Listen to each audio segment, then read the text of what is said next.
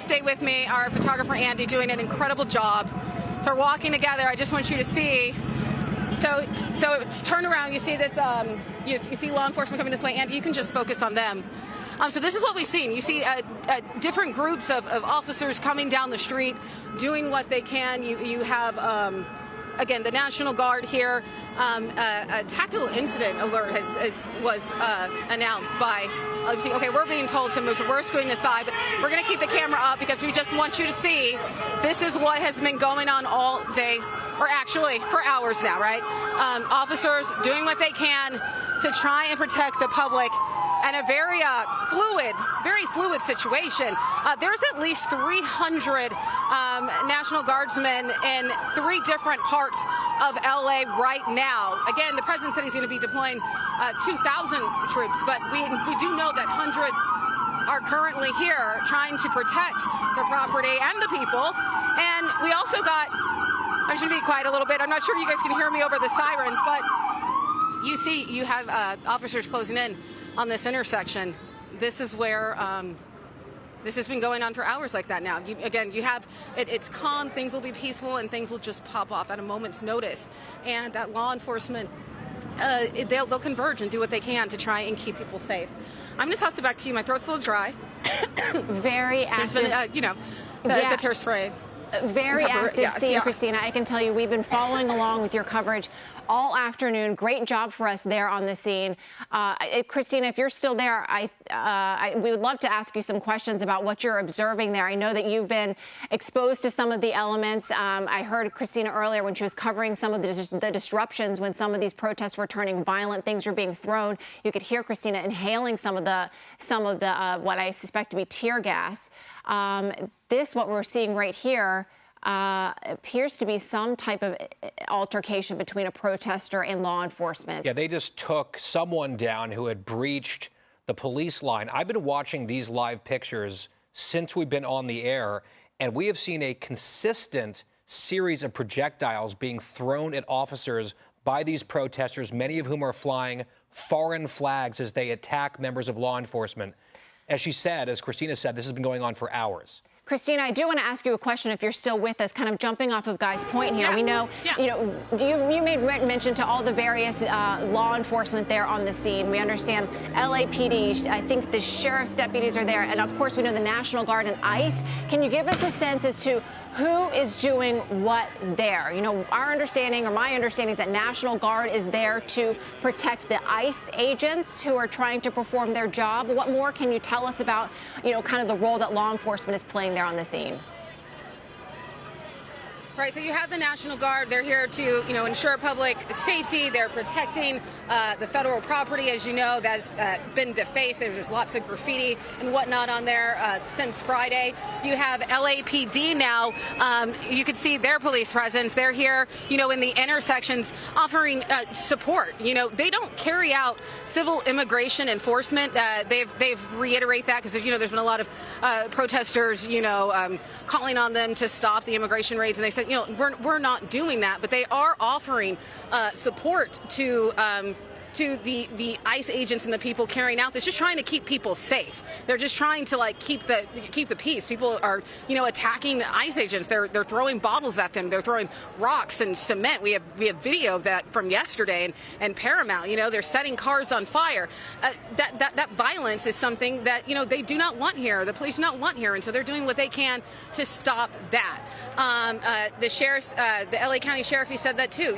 They're trying to do what they can to protect the public and keep people safe. And again, when we talk about I just want to talk a little bit about some of the arrests that were made. So DHS, they released information this afternoon about on 11 of the people who were arrested during ICE's operations during this week. And they described these people as some of the worst illegal criminal aliens. They're from all over the world, these 11 people. We're talking about Ecuador, I think Peru. They're saying that, these people, their criminal histories include sexual battery, child abuse, second-degree murder. Those are the kinds of people that ICE have been getting off the streets during their immigration enforcement operations. And yet you have these protesters out here who are upset about it. They want everybody released. And again, the Trump administration reiterating that is not going to happen. But again, live look out here. It seems okay right now, but again, things can change in a moment's notice. Back to you. Well, Christina, it's Guy Benson, and just for the viewers, it's almost impossible for our camera people to pan this crowd without showing some profanity that they've spray painted somewhere. So we apologize for that, but it is a reflection of who these people are with their foreign flags and their masks as they attack law enforcement officers live in broad daylight. Christina, my question to you is, this is how they're behaving now in broad daylight. What's the concern about after dusk when the sun goes down? Often the worst elements get more violent at night, right? Absolutely. I mean, that's a great point. With lots of protests and demonstrations and riots, you have opportunists who don't even care about really what's going on. You see them running into stores and running out with jeans and things like that. We haven't seen that yet. Hopefully we don't. But that's definitely a criminal element that a lot of people are concerned about because, as you said, hundreds of people are out here. And you have people, waving around, Palestinian flags and just different things like that. You're like, what are you out here protesting? Either way, violence is not acceptable with these law enforcement agents, and we're just not sure what we could see tonight. This is the third day of this. Just before you guys came on live to me, there were rubber bullets being deployed. And interesting to note, when law enforcement takes action like that, some of these protesters or rioters, rather, they get fired up. They're like, "Let's go! Here's law enforcement, ready to go." It's like they want to fight. And so that's definitely concerning, especially as it gets later in the evening. Christina, it's Alicia, and just one thing, we hope that you and Andy Anderson are staying safe. Andy, folks should know, is a fantastic Fox News photographer out there, one of the best we have.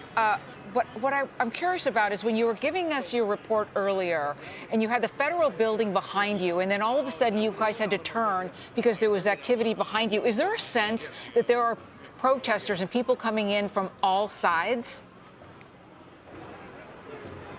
Yeah, who knows where some of these people are coming from? It's just, it literally, here's it here. Right there. You see a guy getting arrested right there, and he looks almost happy about it. This is what we're seeing. People out here happily tagging up, spraying, graffitiing up a car. They were over there doing that to a Waymo vehicle, and I'm sorry you had to, see the curse word written on it. But they were happily doing that. They have their face masks on, they're all covered up, committing vandalism.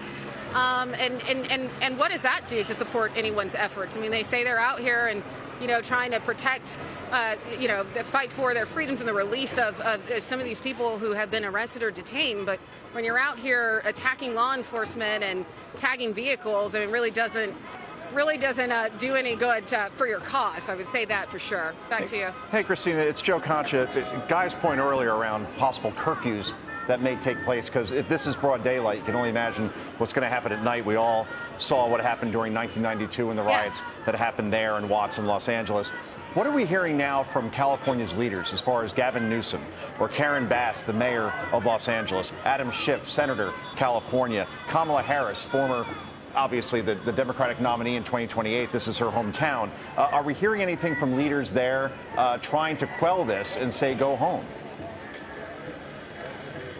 Well, Karen Bass did put out a statement. I can't remember all of it, but she was condemning the violence and saying they're not going to stand for it here. But it feels a little late considering that this stuff was breaking out on Friday night, when she was condemning the immigration enforcement instead of the people who were actually attacking law enforcement.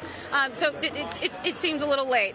Governor Gavin Newsom, I'm reading my phone now, he tweeted, "Trump is trying to manufacture a crisis in LA County, deploying troops not for order, but to create chaos. Don't take the bait, never use violence or harm law enforcement. Yeah, Trump is manufacturing this crisis. Trump is asking people to come out here. Yeah, right. Obviously not true.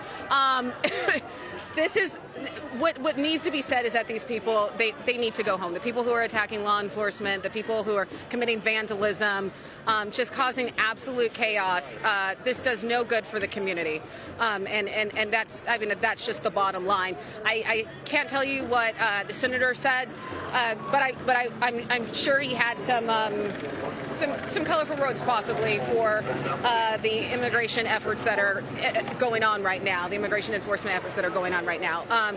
But I can tell you, again, like you guys said, night is coming, and it's very concerning because it's broad daylight, and you got people tossing bottles and things at law enforcement. You had that yesterday, throwing rocks and cement at law enforcement, which is incredibly dangerous. I mean, they're driving their vehicles and they're having rocks hurled at them. That could cause a crash. Somebody could have been killed. I mean, it's just awful. They're setting buildings on fire. It's just chaos, unnecessary chaos.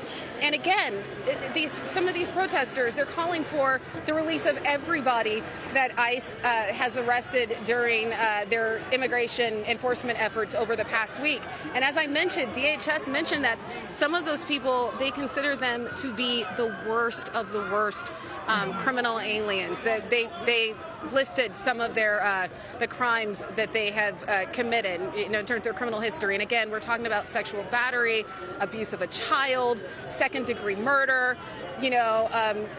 Trump officials say, you should be thanking ICE officials for getting those kind of people off the street, but it's definitely not. That's not what's happening here. Back to you. Christina Coleman there live for us in Los Angeles. Thank you so much, Christina, for your coverage. We will check back in with you over the next couple of hours. All right, well, as President Trump swoops in with the National Guard to clean up the mess created by California Governor Newsom and LA Mayor Karen Bass, he is taking to Truth Social to slam them for, quote, not doing their jobs to stop the anti-ICE mayhem. And as Christina Coleman just reported, Newsom is accusing Trump of trying to, quote, manufacture a crisis. And Karen Bass says they have it under control. Listen. I do not believe that is called for because I am confident that LAPD and other law enforcement agencies like the sheriffs can handle things in Los Angeles. And Newsom, who has accused Trump of escalating the drama, is now threatening to withhold federal taxes, Alicia, over Trump's use of federal resources to squash the riots, put an end to the violence. Scott Besson, our Treasury Secretary, actually responded to that today in this going back and forth now. But, there are some questions over, the deployment of federal resources to the state when the state is not asking for it. And Governor Newsom is pushing back on that. How do you think that's going to play out when America can clearly see the violence unfolding in a major city? Well, we all know what happens when you have protests, riots, and the like in big cities and smaller ones as well, but definitely big cities. Businesses take a hit, right? You have people who live in these neighborhoods who don't feel safe when they see this. The work week starts tomorrow. If this is still going, are folks going to be able to get up and go to work in this neighborhood and feel safe? We've seen cars on fire. We've seen broken windows. We're seeing law enforcement attacked. And also, consider this. They went in to get people accused of second-degree murder, people accused of child abuse and the like. Instead of saying, thank you, those people are no longer on the streets. They're saying, you're doing it wrong. And Guy, we have a video clip. I don't know if we want to play it because our live images are just so great. But something I flagged to our producers was a piece of video that showed some small business owners actually tending to sheriff's deputies as they are responding to some of the tear gas. They were wiping away their tears. In other words, the small businesses were caring for the law enforcement responding to these riots, suggesting to me that small businesses are supporting law enforcement in this area. Well, I think that that's true, right? Because they want to have a safe community and people who can come into their businesses and patronize those businesses. They want law and order. Most people want law and order. Some people do not. And I just keep being struck, Lydia, as we're watching these live pictures. Ever since we came on the air 19 minutes ago, I have not seen a single shot from any of our cameras on the ground or above that do not feature Mexican flags, F words, people flashing middle fingers, and people hurling objects at law enforcement. The reason that the National Guard has been called in by the president over the objection of Governor Newsom is because federal agents are being attacked in the city of Los Angeles. And Gavin Newsom and Mayor Bass and these other so-called authorities in that neck of the woods seem much more interested in blaming Donald Trump for the chaos of these people caused by people in their political coalition than they do protecting those law enforcement officers who, by the way, the standing policy in L.A. and in California as a sanctuary city and state, respectively, the policy is to interfere with federal law enforcement doing its job, not to participate in the enforcement of the law. And so if that's the reality on the ground in California, as it clearly is, then there needs to be backup to protect the people who are trying to carry out their completely legitimate duties as federal officers. That would be the National Guard. It should be Gavin Newsom who called out the National Guard for this. He refuses to do that sort of thing for entirely political reasons. It's just politics all the way down with these people, but the images speak for themselves, and if they think this is doing them any good politically, I think they are delusional. There are constituents, Joe, that, residents of California, residents of Los Angeles that are living through this right now in this moment. And you got to imagine that many of them don't agree with the protests and the violence that's happening and unfolding in their very streets. Do you think this could be a tipping point where finally there could be some change, an elimination of removal of sanctuary city policies? Governor Newsom could be held accountable for not asking for federal resources, and Karen Bass could be held accountable for a slow response, telling everyone that they're actually safe, that this isn't happening? Elections have consequences, and that's the only thing that's going to change the sanctuary city equation here. In other words, Gavin Newsom obviously can't run again, but whoever runs for California governor, whether it's Kamala Harris or whoever else may jump in there, you'd have to actually have another party, whether it be an independent, whether it be a Republican, take over the state. Obviously in Los Angeles, same thing, but it is just such a blue area, that part of the country, that it's very difficult to imagine. Because right now it's one party rule, right? We have Democrat Gavin Newsom, we have Democrat Karen Bass, we have Democrat Adam Schiff, we have Democrat Nancy Pelosi, we have Democrat Eric Swalwell. So until those leaders change, the policy will not change. What I'm amazed at is that we continue to see on other networks, like CNN, for example, the way they're covering this is quite remarkable.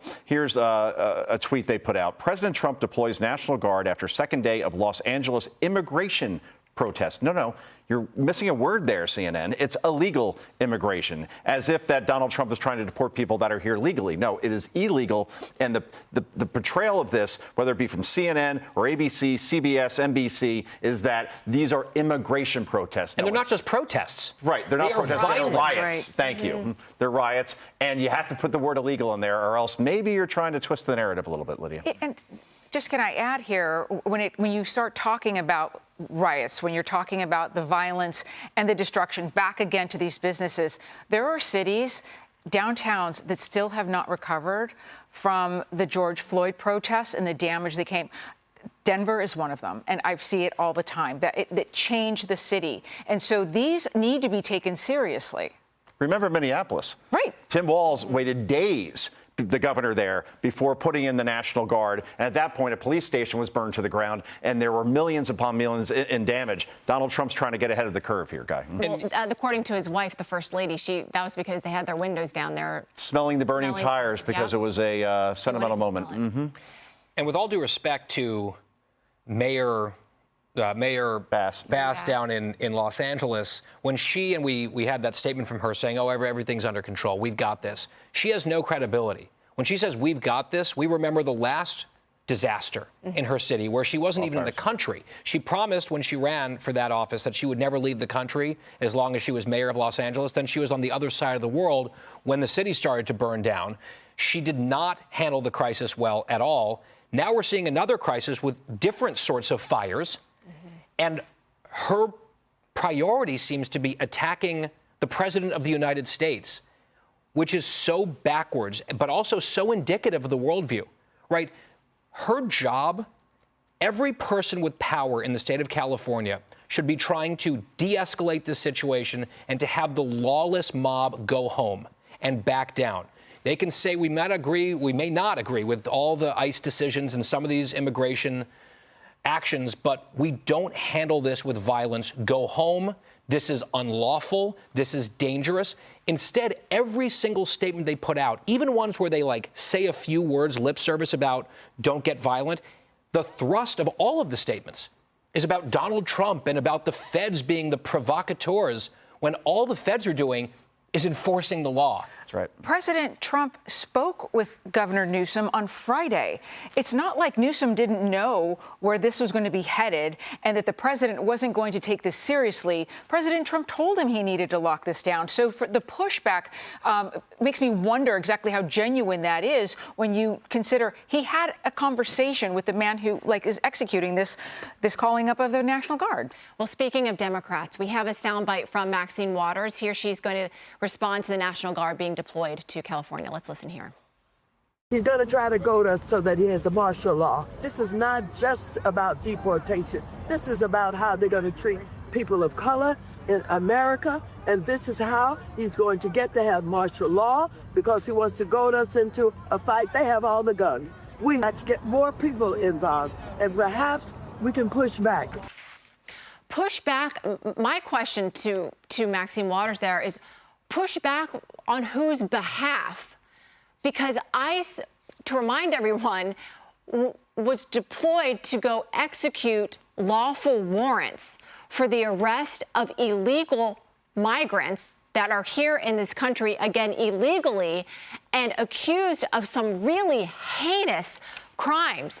Christina Coleman went through it for us earlier, but these are some violence, assaults, attempts to create sexual assault, attempts to create rape, burglary. Some of these people have been charged. Some of these people have already served time. Some of these people have criminal histories in their home countries.